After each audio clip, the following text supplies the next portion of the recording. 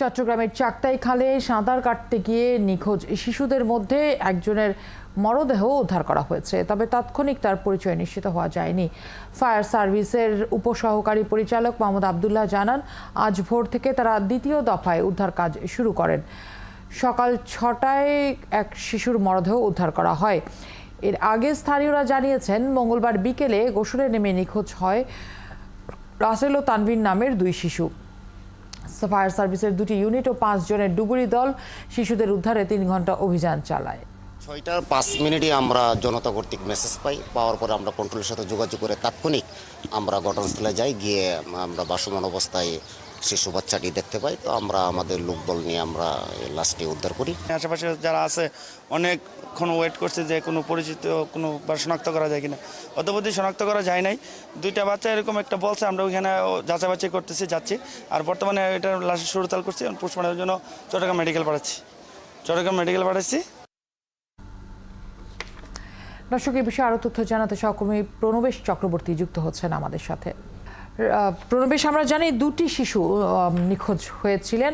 সকাল 6টায় একজনের মরদেহ উদ্ধার করা হয়েছে, আরেকজনের মরদেহর কি খবর সে বিষয়ে কিছু জানতে পেরেছেন কিনা, আর যিনি যার মরদেহ উদ্ধার করা হয়েছে তার পরিচয় সম্পর্কে কি জানতে পেরেছেন? ফারহানা, মঙ্গলবার বিকেলে চাকতাই খালের মুখে একেবারে কর্ণফুলীর সাথে লাগানো, অর্থাৎ যেই জায়গা দিয়ে চাকতাই খাল কর্ণফুলীর সাথে যুক্ত হয়েছে সেই জায়গায় একটা স্লুইস গেট রয়েছে। ওই স্লুইস গেট থেকে লাফ দিয়ে সাঁতার কাটতে গিয়ে দুই শিশু নিখোঁজ হয়।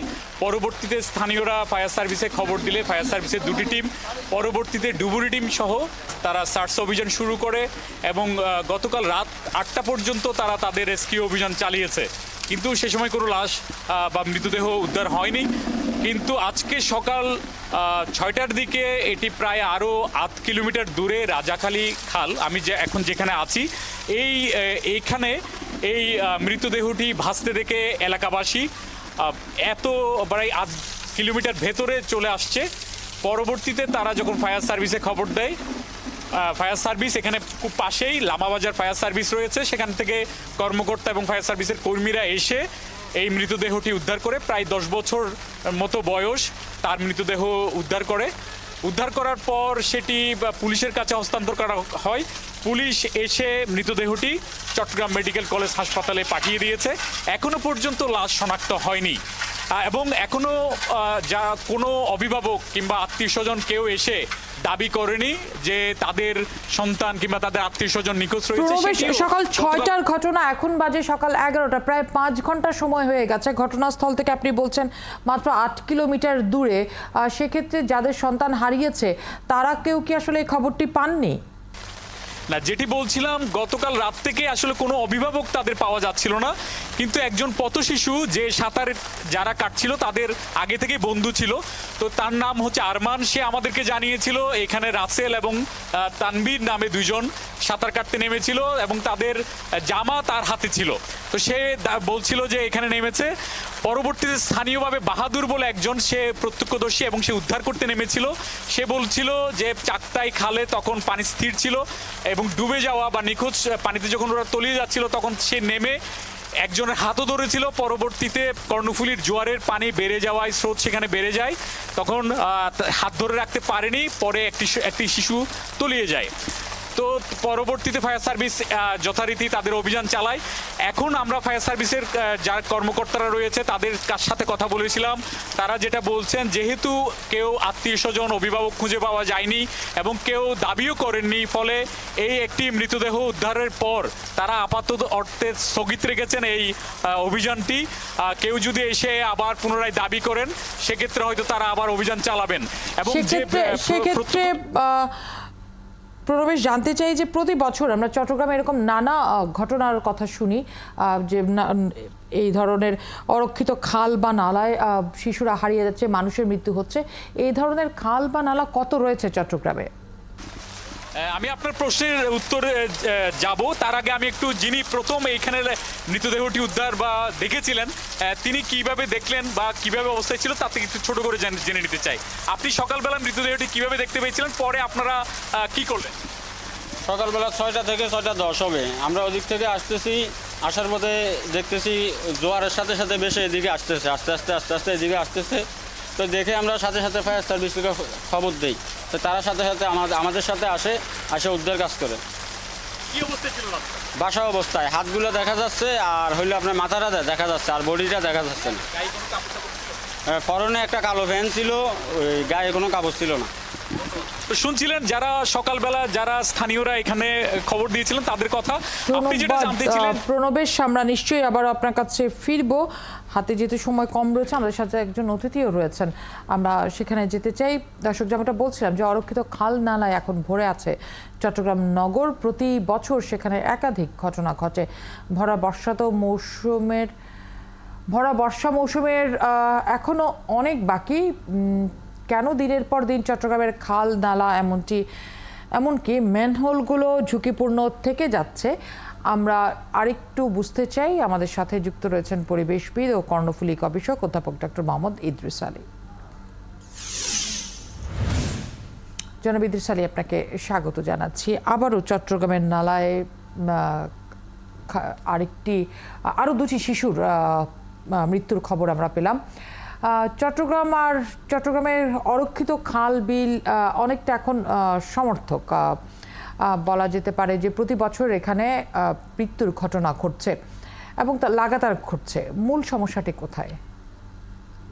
মূল সমস্যা তো সমস্যার ভিতরেই আমরা এটা বলবো যে এখানে 57টি খালের কথা আমরা জানি, 36টা খাল দৃশ্যমান আছে এবং তার 6টি খাল নিয়ে সিডিএ প্রকল্প পরিচালনা করেছে, অন্যরা করেছে।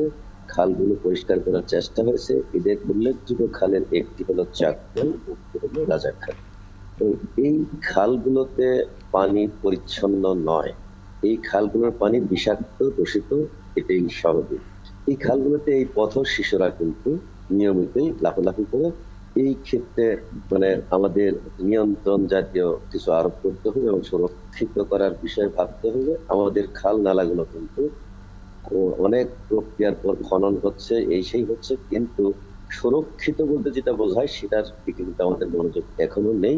এই জুন জুলাই মাস আসলে গতকাল গেল পাহাড় ধসের 16তম বার্ষিকী, 17 বছরের পর আমরা সেখানে 2007 সালে অনেক মানুষ মারা গেছে পাহাড় ধসে। পাহাড় ধসের অনুষঙ্গগুলো কিন্তু খালের সাথে সম্পর্কযুক্ত। এই পথ শিশু যাকে আজকেও তার অভিভাবক পাওয়া যাচ্ছে না, প্রচারের ঘাটতি থাকতে পারবে, অন্য কিছু থাকতে পারে, এবং সাথে আরেকজনের ব্যাপারটা খুব উজ্জ্বল রয়ে গেছে। এবং দুর্ভাগ্য হলো যে আমাদের ফায়ার ব্রিগেড তারা ওই স্পটেই খোঁজার চেষ্টা করেছে। জোয়ারের সময় ছিল, আধা কিলোমিটার দূরে এই ডেড বডিটা পেয়েছে অন্যরা। এই বিষয়গুলোর ক্ষেত্রে আমাদের যে ঘাটতিগুলো আছে এগুলো একটু ভাবতে হবে, কেননা আমরা এখনো জনবান্ধব প্রকল্প কিংবা জনবান্ধব নগরী করতে অনেক পিছনে পড়ে আছি।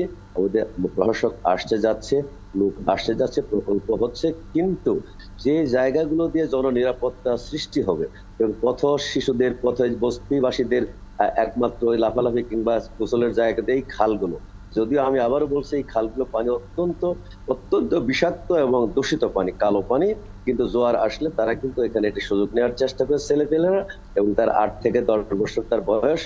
এই জায়গায় আমাদের নিয়ন্ত্রণ আরোপ থাকতে হবে, সুরক্ষার বিষয়ে চিন্তা ভাবনা করতে হবে। আমাদের প্রকল্পগুলোতে আপাতত এই সামনে ভরা বর্ষা মৌসুম, জননিরাপত্তায় বিশেষ করে শিশুদের এ ধরনের নিরাপত্তায় নগর কর্তৃপক্ষের করণীয় কি রয়েছে বলে আপনি মনে করেন? নগর কর্তৃপক্ষ যখন দেখবে যে পথ শিশুতে ভরা কিন্তু চাকতাই, রাজাখালী, বিভিন্ন খালের 2 পার, এই জায়গায় এখানে কোনো নিয়ন্ত্রণ জাতীয় যেমন সুরক্ষার কমিটি থাকবে কিংবা সুরক্ষার দেয়াল থাকবে। দেয়ালটা তো এখনো সুদূর পার হতো, কেন আমরা খালি সুরক্ষিত করতে পারি, দেয়াল কোথেকে আসবে? প্রশ্ন যখন জোয়ারের সময় অন্যান্য সময়গুলোতে যে সময়গুলো নিরাপদ নয়, এই সময়গুলোতে তদারকির জন্য বিশেষ টিম থাকা দরকার। এটা জনগণের মাঝখান দিয়ে থাকা দরকার, ওয়ার্ড কমিশনের মাধ্যম দিয়ে থাকা দরকার, এবং প্রকল্প গ্রহণকারীদের চিন্তা চেতনা এটা থাকা দরকার, এই প্রস্তাবটা আসা দরকার। এখানে কিন্তু এরাই বড় বড় ভবন কিংবা সম্পদশালী মানুষের সন্তানরা এখানে গোসল করবে না, এখানে লাফলাফি করবে না। এরা কিন্তু ন্যাচারালি তারা এটা করে, এই পথ শিশুরাই যারা বস্তির আশপাশে বাস করে, তাদের থাকার জায়গা নেই, খাবার জায়গা নেই। এবং আজকে আমরা যেটা দেখছি যে অভিভাবক খুঁজে পাওয়া যায় না। আমরা তো মনে করি, বিশ্বাস করি যে যখন একটি শিশু পাওয়া গেছে তার একটা বাবা আছে, একটা মা আছে, জীবিত অথবা তাকে প্রতিবেশ আছে, তাকে 2 জন মানুষ 5 জন মানুষ চিনবে, কিন্তু সেই ক্ষেত্রেও কিন্তু আমাদের ঘাটতি আছে। 24 ঘন্টাই হয়ে গেল তো প্রায়, আমরা কিন্তু এটা মানে এখনো বের করতে পারি নাই। এই জায়গাগুলোতে কিভাবে পদক্ষেপ নিলে আমাদের এই জায়গাগুলো সুরক্ষিত করা যাবে, এই মানুষগুলোর প্রাণহানিকে মুক্ত করা যাবে, সেই বিষয় কিন্তু একটি সমন্বিত ভাবনার বিষয়। আমাদের খাল নালা কমিটি আছে, পাহাড় ধসের কমিটি আছে, বিশাল বিশাল কমিটি আছে, কিন্তু জীবন রক্ষার জন্য কোনো কমিটি আছে আমার মনে হয় না। আমাদের সৌভাগ্য যে এখানে ওই ধাক্কা ধাক্কি হয় নাই যে সিটিএ বলবে সিটি কর্পোরেশনের কাজ এটা, সিটি কর্পোরেশন বলে সিডি এর কাজ এটা, সেটা হয় নাই। এই প্রাণগুলো আমাদের স্বাচ্ছন্দ্যকে, আমাদের স্বপ্নকে বিলীন করে দেয়, মলিন করে দেয় এবং আমাদের প্রশ্নবিদ্ধ করে যে আমরা জীবন হানির ক্ষেত্রে আমরা প্যালেস্টাইন নই, কিন্তু আমাদের এখানে সুস্থ স্বাভাবিক অবস্থায় যে এই শিশুগুলো হারিয়ে যাচ্ছে, এটা এদেশের সন্তান, এদেশের একটা প্রাণ মানব সন্তান। সেই জায়গায় আমাদের যেভাবে যে প্রক্রিয়ায় আমাদের পদক্ষেপ গ্রহণ করা দরকার, সেখান থেকে আমরা বহু দূরে আছি। এই বহু দূরে থাকাটা কিন্তু আমাদের স্বপ্নগুলোকে সব বিলীন করে দিবে। স্বপ্ন ধরার ক্ষেত্রে আমাদের বহুত পথ অতিক্রম করতে হবে, অথচ বিষয়গুলো খুব কঠিন কাজ নয়। হাজার হাজার কোটি টাকার যখন প্রকল্প হয়, তখন এর সুরক্ষার ক্ষেত্রে, এর মানে সচেতনতা সৃষ্টির ক্ষেত্রে আমাদের কি বরাদ্দ আছে এটা আমরা জানি না।